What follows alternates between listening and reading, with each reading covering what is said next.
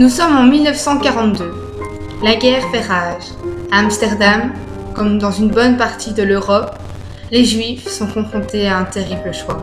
Fuir ou périr. Mais pour les Franks, une famille juive allemande, une autre alternative se présente. Ils décident de se réfugier dans une annexe située dans l'usine où travaille Otto Frank, le père de famille.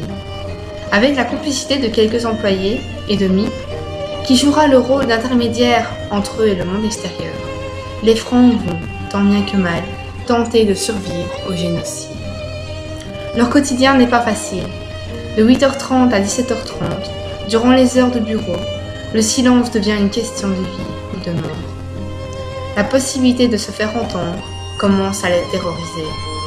La cadette de la famille, Anne, à l'occasion de son 13e anniversaire, reçoit un journal intime. Considéré comme son meilleur ami, il répondra au nom de Kitty. C'est à travers lui que nous allons vous raconter le quotidien des résidents de l'annexe.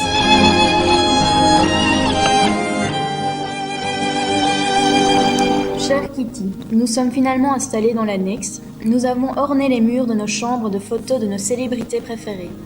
Nous avons également cousu des tentures avec des tissus très divers, dans le but de nous dissimuler aux yeux du monde. Malgré tout cela, je ne me sentirai jamais ici comme chez moi, et cela ne risque pas de s'arranger, puisque nous allons devoir nous entasser avec les Van Den, autres familles juives. Espérons que je m'entendrai bien avec ces personnes. Monsieur Van Den ne semble se soucier que de sa petite personne, prenant rarement part à nos conversations à table, mais souvent en train de fumer. Petronella Van Den a un sens des priorités qui lui est propre.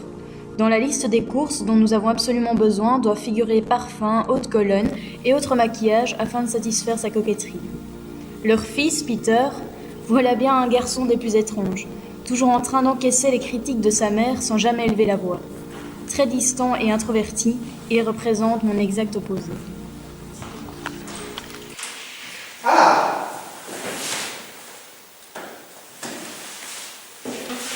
Mais entrez, soyez bienvenus. Alors, permettez-moi de vous présenter ma famille. Voici ma femme Edith, ainsi que mes deux filles. Pour l'aînée, alors c'est Margot, et voici ma cadette Anne. Ravi de vous rencontrer. Je vous présente mon épouse, Petronella, et mon fils Peter ne devrait pas tarder à suivre avec le bagage. Permettez. Peter! Ben, dépêche-toi un peu, espèce d'incapable! Ça va se faire tomber! Veuillez monsieur, je vais vous faire visiter. Un an s'est déjà écoulé depuis l'arrivée des Van Dan. La cohabitation n'est pas toujours facile. Entre un père et un fils Van Dan qui semble totalement absent de la vie en communauté, Petronella qui ne pense qu'à son bien-être et à sermonner Anne sur son éducation, les rapports entre cette dernière et sa mère ne font que se détériorer. Bonsoir, vous avez préparé un table?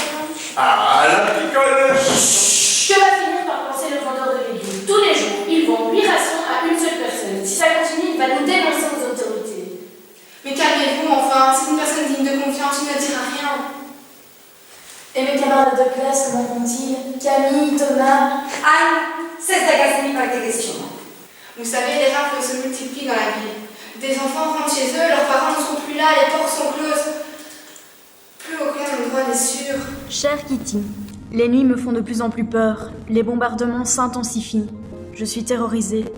Que va-t-on devenir? Bon anniversaire! Bon anniversaire, ma fille. Voici un cadeau de ton père et moi. J'espère que c'est fait.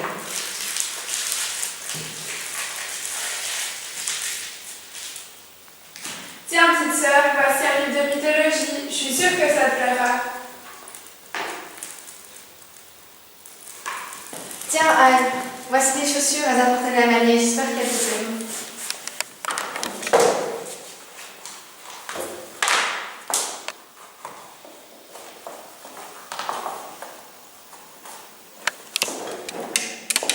Que tu es belle, ma fille. Oh merci, Miep. Elles sont trop belles, je les adore. Tu peux encore nous raconter les noces de ton frère? Alors, en entrée, on a mangé une soupe de légumes verts avec des poulets de vie.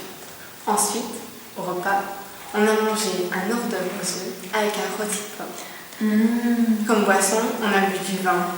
Et c'était bon, franchement, vraiment.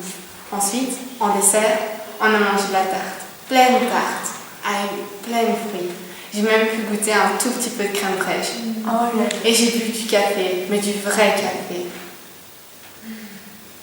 Quelle chance.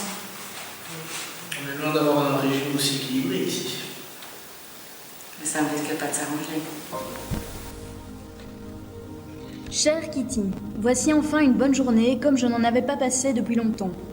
De nouveaux sentiments naissent au fond de moi. Je grandis et seul Peter en prend conscience, bien que tous me traitent encore comme une enfant. C'est peut-être cette raison qui me pousse à passer le plus clair de mon temps avec lui. Il est le seul à me comprendre. Pour tout avouer, après plusieurs jours passés en sa compagnie, nous avons fini par nous embrasser. Mais l'amour me fait peur. Je ne peux m'empêcher de penser au mariage de mes parents, qui n'est pas le mariage dont je rêve. Moi, je voudrais un vrai mariage d'amour, tout en restant indépendante. Écoutez, ils sont là. Les amis nous ont trouvés. Va voir. Mais qu'est-ce que tu veux que je fasse? Je m'en fous, réagis, va voir. Mais Otto, il veut qu'à y aller, lui. Non, il va pas. Allez-y tous les deux.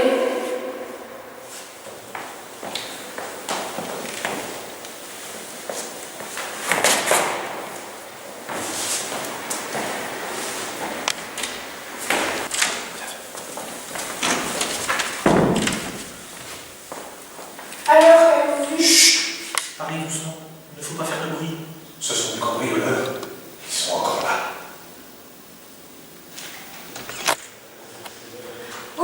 Ça va, c'est limite. Qu'est-ce qui s'est passé? La fenêtre d'en bas est cassée. Dieu merci, ce ne sont que des cambrioleurs. Je viens vous apporter deux mauvaises nouvelles. Le marchand de légumes a été déporté et je vais devoir vous retirer votre radio. Non, ne nous enlevez pas la seule chose qui nous raccroche à la vie extérieure. Margot, ne sois pas égoïste, hein. Pense à tous les risques pris en mis pendant ici. Je suis désolée, je ne fais que suivre les ordres. Chère Kitty, chaque jour j'ai l'impression de mûrir. Je sens la libération approcher. Je suis sensible à la beauté de la nature et à la bonté de ceux qui m'entourent. Qu'est-ce que c'est?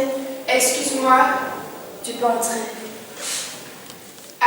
Je voulais te dire, je trouve Peter très maussade ces derniers temps. Je le trouve triste. Ah oui, Peter. Quoi, tu n'aimes plus? Si, il est gentil, j'aime bien Margot. Mais, Je n'ai plus de place dans le cahier. comment ça? Tu n'as pas un papier? Ah, Je n'ai pas le temps, tu peux comprendre. Il faut que je travaille. Je ne veux plus faire de cinéma, je ne veux plus être une star, je veux être écrivain. Peter, il ne me comprend pas. Il n'a jamais su qui j'étais. Moi, je ne veux pas être comme notre mère ou comme toutes ces femmes qui ne pensent qu'à avoir une famille et qu'on oublie. Moi, je veux vivre après ma mort grâce à mes livres. je veux rejoindre la Palestine et être sage-femme. Mais tu ne me l'avais jamais dit. Parce que ça t'intéresse, moi aussi je trouve les parents très agaçants. Toi, la petite fille modèle, C'est le seul rôle que tu me laisses. comment? Qu'est-ce que tu veux dire? Il faut maintenir un peu de paix, il faut bien que quelqu'un s'y colle. Et c'est forcément moi, c'est toi qui m'oblige à le faire. Mais je t'oblige à quoi? Je suis juste ta petite sœur. Tu es, comment dire, c'est difficile à expliquer. Tu pompes tout l'oxygène. Mais je m'accroche à la vie, c'est tout ce qu'il nous reste. Dans cette annexe, C'est là que nous vivons. je voudrais tellement être comme toi.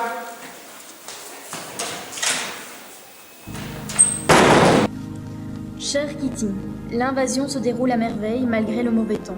Ici, dans l'annexe, nous continuons de croire que d'un jour à l'autre, nous serons peut-être enfin libres.